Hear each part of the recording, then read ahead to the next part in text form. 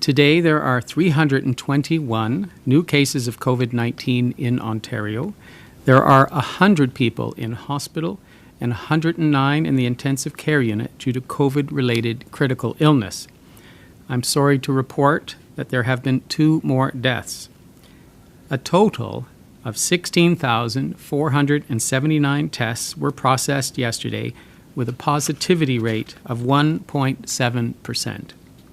Over the past week, we've experienced a slow and steady rise in daily new cases of COVID-19, and Ontarians should expect to see a continued increase as we enter the fall. This is not a cause for panic. Our case rates will fluctuate over time, and we can anticipate that they'll continue to go up. But it is our collective responsibility to avoid a sudden acceleration in cases by getting fully immunized. It is never too late to be immunized. The province's vaccine rollout, which has resulted in one of the highest vaccination rates in the world, is having an impact and is protecting Ontario against more severe cases of COVID-19, hospitalizations, and death. Already, 81% of Ontarians aged 12 and over have received their first dose of a COVID-19 vaccine, and we are around 3% away from meeting our second dose target of 75%. We've almost administered 20 million doses in Ontario. As our rollout continues to edge forward, we need those who remain unvaccinated to step up. Our most recent data shows that people who are unvaccinated are approximately 8 times more likely to get infected with COVID-19 compared to fully vaccinated individuals. Unvaccinated adults 60 years of age and older are approximately 15 times more likely to be hospitalized due to COVID-19 compared to those fully vaccinated. So if you haven't rolled up your sleeve to get your shot, now is the time as we head into the fall. This is especially critical for our college, our university-age Ontarians, anyone aged 20 to 39 years of age, who have lower rates of vaccination and account for the majority of new cases on a daily basis across Ontario. I want to impress upon you the importance of achieving the highest vaccination rate possible, especially in our cities and in the Greater Toronto Area. Of the 321 cases today, almost half are in Toronto, Peel, and York. This virus does not discriminate. If you are unvaccinated, you are at a much higher risk of contracting COVID-19. We together have weathered 3 waves of COVID-19, which has pushed our public health and health system capacity to its limits. But we have risen to the challenge. We beat back these waves by following basic public health measures and guidelines, including isolating at the first signs of symptoms of COVID-19, by getting tested, by wearing a mask in public spaces, by physically distancing, practicing good hand hygiene, as well as rolling up our sleeves to get vaccinated once it became time. And this remains the best method for a safe future for all of us. We have learned so much regarding this deadly virus, and I'm confident if we continue these measures,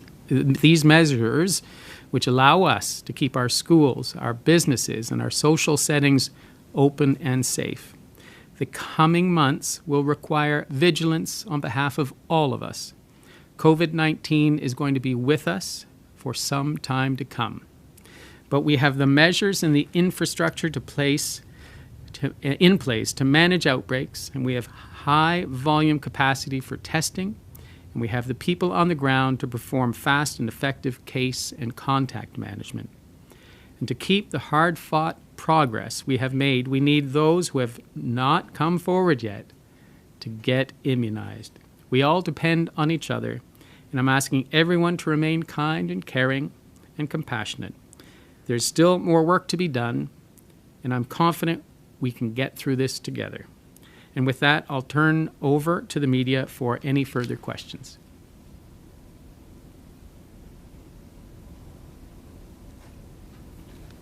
Over to the operator for the first question. Sure. Your first question comes from Allison Jones with the Canadian Press. Please go ahead. Hi, Dr. Moore. I'm wondering, you had warned in previous press conferences that we would see a rise in cases in September. It's now early August, and we're seeing a rise. Did this rise just come sooner than you expected, and could that be tied in any way to some of the Step 3 activities? I'm sorry, the last piece was... Is it tied in any way to some of the Step 3 activities that became allowed once we entered Step 3? Yeah, this last rise in cases this week came immediately following a long weekend as well. And I think whenever we let our guard down, take our masks off, and engage in social environments, we put ourselves at risk. And the hundreds of cases that were detected this week, I'm very confident were a result of some of the reopening, but also the social activity that takes place on a long weekend. And so it's not unexpected that we had a rise in cases over this week. And I do anticipate that it will fluctuate. When we have smaller numbers like this, the public health has tremendous capacity to do good source tracing and case and contact management. And our testing capacity is very good with quick turnaround times. So I hope our public health agencies across Ontario will be able to limit the spread. Although Delta is a humbling foe and can spread very quickly, we have a public health capacity now that might be able to limit its spread. And then I see our cases slowly going up throughout August. And then as we move indoors, the case counts will continue to rise. And we'll be watching the proportion of those individuals that need to be hospitalized and or need intensive care very, very closely. We do anticipate that there'll be different regions that are affected, given that Ontario has different immunization rates. Some communities are achieving very, very high protection and may be spared any significant rise in cases, whereas our large urban settings, I think, will have the highest burden of illness and will need to have the highest rates of immunization protection. Follow-up?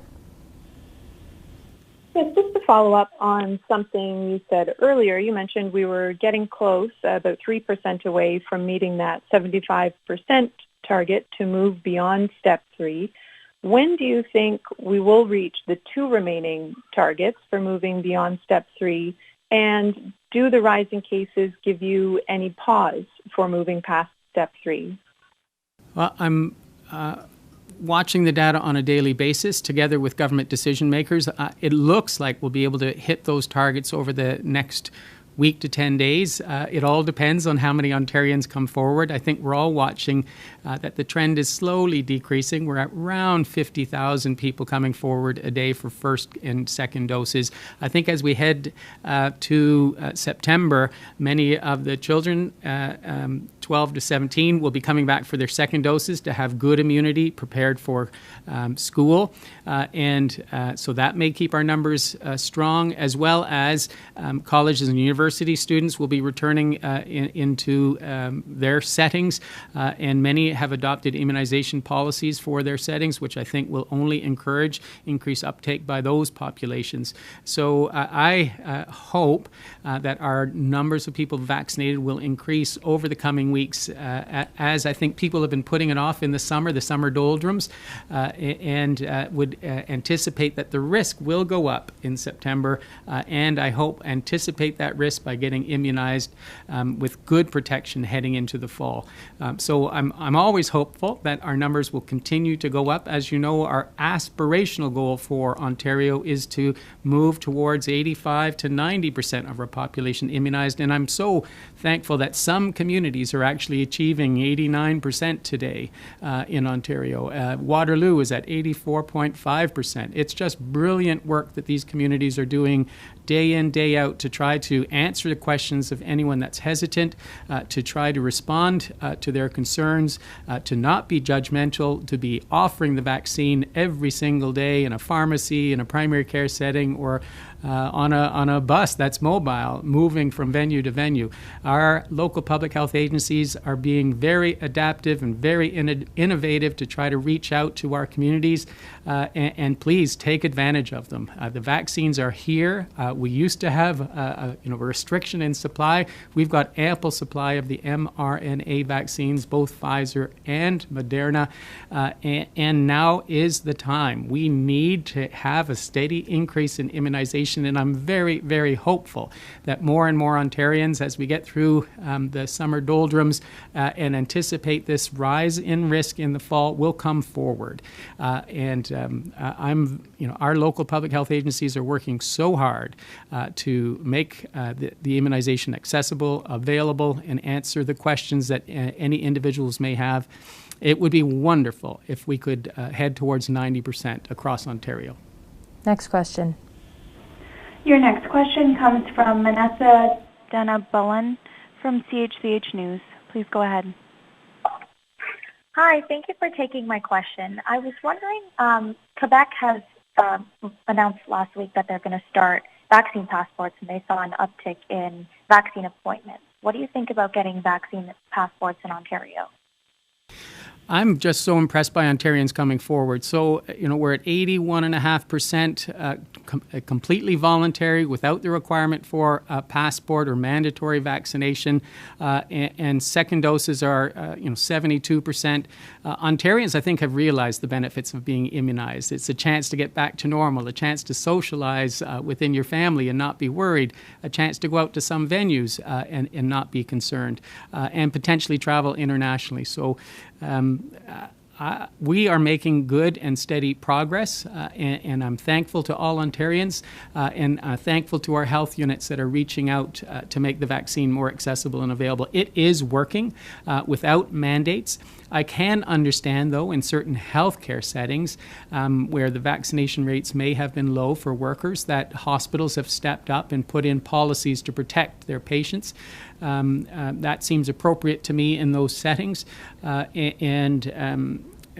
and some universities are stepping up by saying they would like individuals to be immunized to come on campus. That makes sense to me from a public health vantage point to protect the campuses, because we know that age group has the highest rate now of disease and some of the lowest immunization rates. So I thank them for encouraging individuals to come forward. But as a province, we are doing very, very well and keeping up with the national rate of immunization. I do think as we head into September, our numbers will come back and will continue to accelerate beyond 81, 82%. And again, celebrating 20 million doses being provided to Ontarians is just brilliant work by all of our partners. Follow-up? Is this something that the province might mandate for non-essential activities? The government at present has not been reviewing any passport for internal purposes. We're certainly working with the federal government, who we would like our citizens to be able to travel internationally. And if the federal government's going to work with us on a vaccine passport for international travel, that seems very appropriate. And we're certainly encouraging them to work with the WHO to ensure that the National Advisory Committee immunization recommendation of interchangeability of vaccines, mixing of vaccines, is approved internationally to ensure our citizens are allowed to travel. I believe our vaccine strategy is par excellence. It's an internationally recognized achievement that Canada has achieved, and our strategy should be recognized by the WHO. Next question. Your next question comes from Brian Lilly with the Toronto Sun. Please go ahead. Hi, Dr. Moore. You've changed the metrics for how COVID is reported, or perhaps the government. I'm not sure whose initiative it was in terms of reporting people who are unvaccinated, partially vaccinated, fully vaccinated. In an op-ed, you're talking about the fact that COVID won't go away. You're making similar comments here. I'm wondering, are you trying to get the public to understand the sense that COVID is changing, and that if we do see a fourth wave in the fall, that it won't be the same as what we've experienced in waves 1, 2, and to a lesser degree 3? Yeah, I think that's a very good point. I think we've learned a lot from this virus over the last year and a half, and we've built very good capacity. I think we know now basic public health measures of masking, hand hygiene, distancing do work, and that we have world-class testing capacity in Ontario if and when it's required for someone that's symptomatic. And now, on top of it, we have a world-class immunization strategy that is achieving 80% plus first doses and 72, 73% second doses. So that is a major change. And these vaccines, as I've said earlier, are protective. They do decrease your risk of being hospitalized. They decrease your risk of ending up in the intensive care unit. They decrease your risk of death. We are so fortunate to have been a world leader in this immunization strategy. Please take into consideration that only 30% of the global population has had access to first doses, and around 15% have had access to second doses. We are privileged. We are honored to be able to have had access to these vaccines, and I think it behooves everyone in Ontario to take advantage of them, to show the world that these vaccines work, they're effective, and they can allow us to get back to a new normal. We've achieved a lot, and I think we can achieve more, heading to 90%, to really reduce the risk of COVID to our vulnerable population across Ontario. Follow-up? I'm sure you're aware there's a lot of chatter about a potential federal election. Manitoba has already said that although schools have been used as polling places in the past, that they do not want schools used on voting day if and when we go to an election this fall.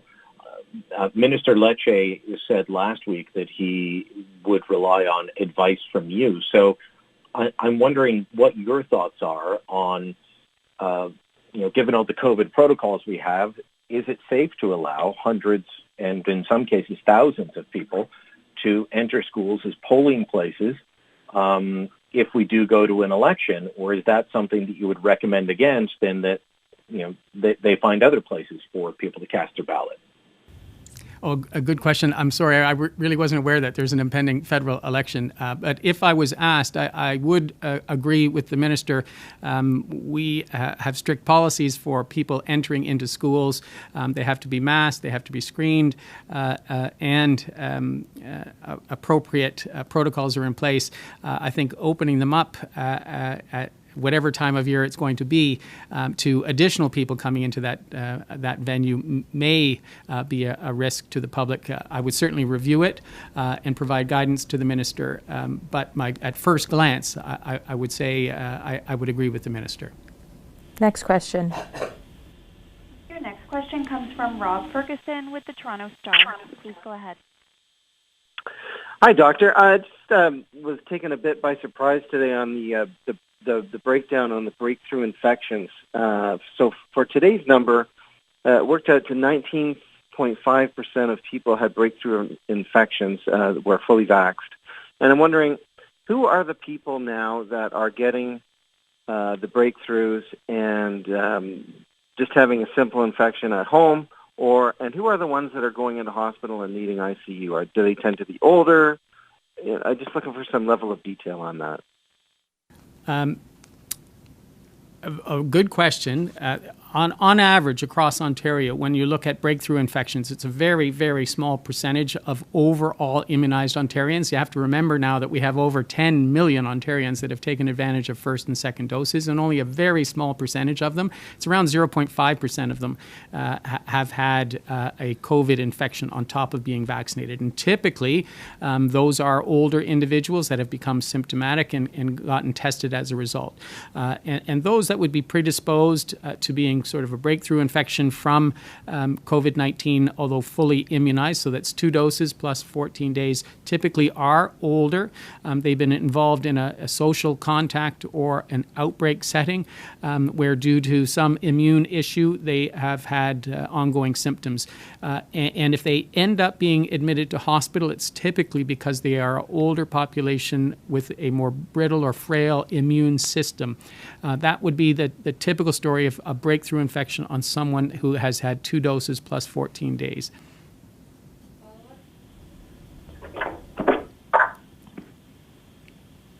Okay, thank you for that. Perhaps you could elaborate a bit on when you say older. I don't know if you're meaning seniors, but I'll go on to the next question is, are you sure it's a great idea to lift capacity limits at a time when, for example, in the last 2 weeks, the 7-day moving average is up it's about double what it was 2 weeks ago. And when we go to this 75% second vax level, that's when the capacity limits will lift. So you're still comfortable with that? Yeah, I think it's a call to every Ontarian to come forward and get vaccinated. That is the main means how we can open up more safely and protect each other. We're all in this together when it comes to a virus that can spread so quickly. And the highest immunization rate we can achieve will allow us to have the safest reopening. And because it's Delta, which is a game changer, we also must have the basic public health measures of masking in public, plus good hand hygiene, plus distancing when you can. That combination should be able to protect us, but it won't stop this formidable foe of Delta, which wants to spread so quickly.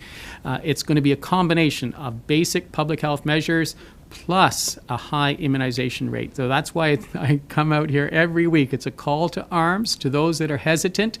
You are the ones, those that are unvaccinated, are the ones that are getting the illness now. And you have a much higher risk, 8 times higher risk of getting the illness, as well as if you're over 60, a 15 times higher risk of getting admitted to the hospital. All of that is preventable by having a high rate of immunization in our population. And I'll say it every day of the week if I have to. It's a call to arms for every Ontarian. That is the way we're going to reopen safely, but we will always need some basic public health measures.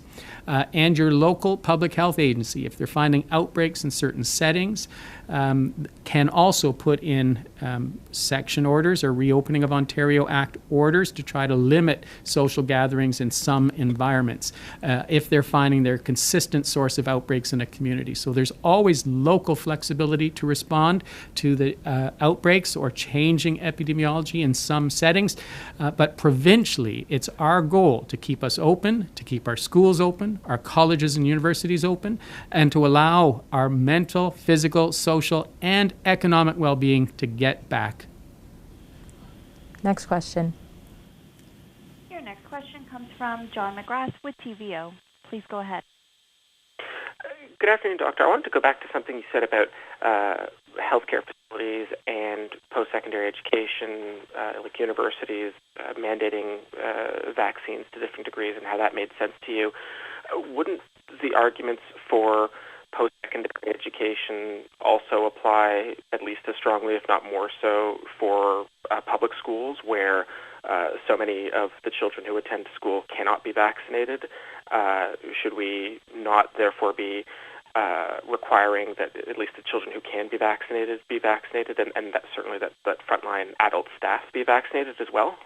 A very good question. So I'm very comfortable having read the education plan and been able to consult on it, that from the child screening before they get on the bus, to being on the bus with a mask and a cohort in a designated seat, to arriving at school and staying in their cohort, physically distancing, having the teachers protected with masks and shields if needed, face shields, as well as having a robust testing strategy in schools, as well as having hand hygiene, and all the precautions that we put into the school setting. I feel very confident that it remains safe for our children, and the risk of COVID-19 in children is less generally speaking, than adults in terms of illness and hospitalization and negative outcomes.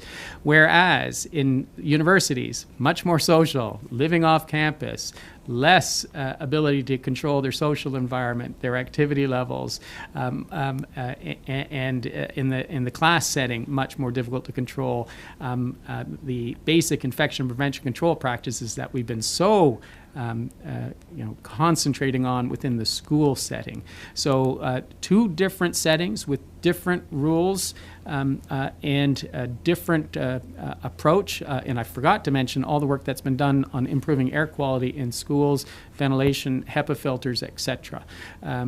Whereas I do see the rapid propagation in that college, university age student to be a risk for rapid spread of Delta in particular if they don't have robust and high immunization rates, given that they are a population that hasn't taken advantage of the immunization strategy to date. So again, it's a call to arms to them, and it's not too late to get their first dose now and second dose 28 days later, and then you're building immunity within a week to 14 days against this virus. So please come forward, any college, university students, now is the time. Follow up? I mean, I take your point that children generally have a less severe course of illness with COVID, but they also don't live in hermetically sealed bubbles. They go home to their parents. They have extended families that they see, and hundreds of thousands of Ontarians over the age of 50 are still unvaccinated. And I'm wondering how concerned you are about spread in schools leading to secondary cases in a population where the outcomes could be more severe. And if I could just tack on a bit more here, is 300 people in an ICU, in the province's ICU beds, still the threshold for new public health measures to control the spread? So I am concerned about propagation of virus. In my experience at a local public health agency level, and of having reviewed the data for Ontario, most of the infectious activity in those age groups doesn't occur in the school setting. It actually has occurred in the social setting where we take our masks down, we have interactions, close proximity, distancing isn't occurring, and masks aren't being worn. So it typically occurs in a home or a social setting where the virus is transmitted. All the more reason that parents of school-aged children should be immunized. There's no question in my mind that we don't want parents to be able to give the virus to their children and or their children propagate it in any other social environment. But the school setting hasn't been a high risk of transmission in our experience in Ontario due to all of the great work that our school boards have done in partnership with their local public health agencies and following all the protocols that have been put in play. The metrics for which we would want to have broad-based further public health measures are being reviewed. The hospitalization rate and hospital capacity and intensive care capacity will be key metrics that we'll be monitoring. Again, it's anticipated that this won't be broad-based. Ottawa, for example, is almost reaching 85% of their adult population, 12 and over, having had of their first doses, and their second doses are catching up quickly. Other regions of the province are having very high rates of immunization. And so the intensive care utilization may be very regionally focused where we don't have high uptake of the immunization strategy, and we'll be able to provide care to those individuals by moving patients across the province like we did in the third wave. The public health measures to control and limit the spread, hence, will not necessarily have to be province-wide. They'll be focused by a local public health agency and or a regional level to control the spread of the virus. That's the way we're thinking that it's going to be going. We're modeling it. We're working all August by tabletopping these exercises of spread with our local public health agency partners, with our hospital partners, to try to prepare and anticipate what actions we'll have to take at a local, regional, and provincial level. But through our tabletop exercises and modeling at present, it really is about local control, regional limitation of spread, and using the entire health system capacity of Ontario to respond if and when it's necessary. Next question. next question comes from Laura Stone with the Globe and Mail. Please go ahead.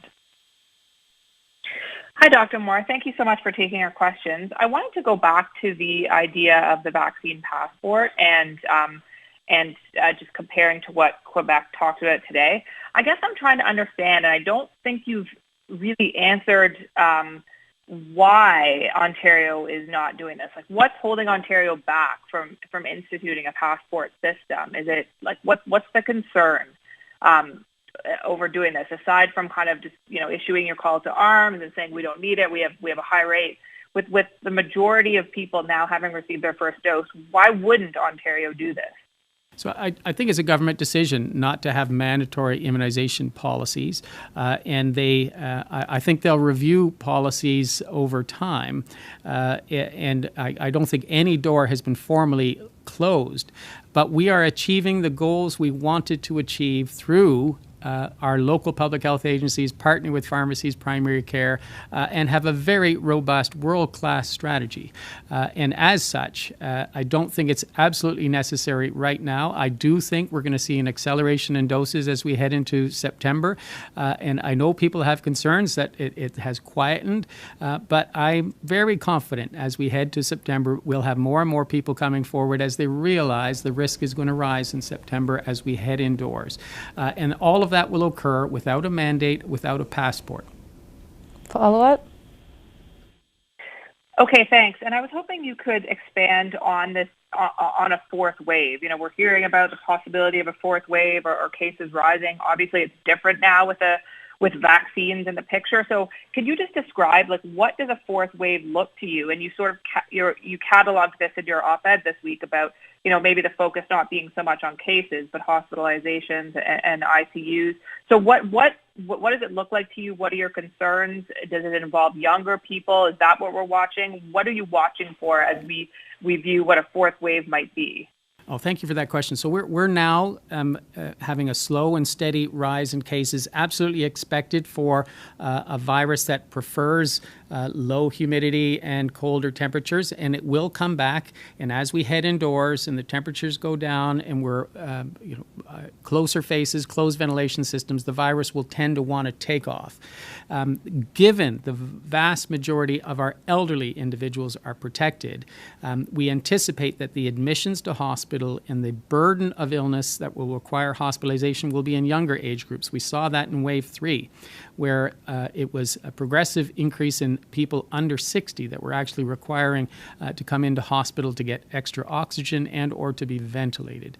And that is the age group where we anticipate the fourth rise in cases, the fourth wave will affect, and I'm calling on them day in, day out to come forward and get vaccinated, because every single admission to hospital is preventable. Every intubation and mechanical ventilation, to me, is preventable going forward if we can achieve a high rate of immunization. It would be a tragedy to me to have, I've heard the stories of people about to get intubated saying, I should have been vaccinated. We've heard that so many times in the news in the United States, and people begging to be immunized when it's too late. Now is the time to get immunized before we start seeing that rise in cases and that next rise or surge. It'll be difficult to say when the absolute takeoff will be of cases. I see a slow and steady rise heading into September and October as we move and socialize.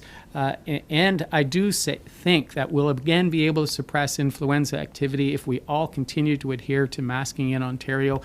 It really helped us last year not to have any significant increase in cases in influenza, and having a robust immunization strategy that we're going to have available to all Ontarians in October, November. That combination of masking, COVID immunization, influenza immunization could give our health system a chance to recover and get back to the great work that they do day in and day out. And if we really work well together in Ontario, we can blunt this. We can decrease its impact. We can lessen morbidity and mortality and have less young people die as a result, because that is the threat of the unimmunized younger population that have any underlying chronic illness. diabetes, lung disease, heavy smoking, they are the ones that are at risk going forward if they haven't been immunized in the fall. Last question. Your final question comes from Colin DeMello with CTV. Please go ahead. Hi, Dr. Moore. One of the things you've said is that Ontario has to learn to live with the virus. So I'm wondering if you can kind of, look a little bit beyond what the fourth wave is going to look like, and how do we learn to live with this virus, especially now when we still have masks and physical distancing and limits in gathering? What does that, final stage look like, living with the virus, and what level of cases are actually acceptable? So, depending on what level of immunization we achieve, I'm hoping for aspirational goal of around 90% of Ontarians. Around 3 to 5% additional would have acquired the immunization or acquired the infection naturally and had natural immunity. Once you get around 95%, you'll just have regular low rates of illness, causing intermittent outbreaks in long-term care facilities, retirement homes, hospital settings, congregate settings, and a low rate of community infection, where we'll all be able to get back to our normal activities, and it shouldn't have a significant impact on our hospitals, our intensive care capacity, and we'll be able to handle the outbreaks in the congregate settings of long-term care. We're getting very good at testing strategies, isolation strategies, and profound, robust infection prevention and control in those settings. So those are going to have to stay with us for the vulnerable settings of high-risk retirement homes, long-term care, and any other congregate setting. That will be our normal, maintaining and learning from this last year and a half of what can slow down the virus. Otherwise, as children acquire this infection at a low level, they'll build natural immunity like any cold virus, and it'll become seasonal. And how long that takes could be several years. And the only wrench that could get thrown in, as I said, 70% of the globe has no vaccine, and that virus can still replicate and change its structure and threaten us with a new strain. And that's really the responsibility of the federal government to protect our borders, to have a good testing strategy for anyone returning, and to work well with the WHO to monitor for any new strains internationally, and then to put travel restrictions and surveillance testing in place to best protect us. Follow-up? Thank you. And on the borders, obviously we're seeing cases surge in the United States to, in some cases, unprecedented levels. How comfortable are you that the border with the United States has been relaxed and, travelers from the States can now once again enter Canada? I was very happy that we were consulted by our federal governments. We were able to provide a opinion on a safe reopening, and it was a partnership. We did want all travelers to be 2-dose immunized plus 14 days plus a test. And that strategy, I think, is robust, should protect Ontarians, and anyone visiting must adhere to our rules regarding masking in public spaces, buses, trains, malls, etc. So that combination, I think, should protect us in partnership with the testing strategy that's already in place. Thanks, everyone.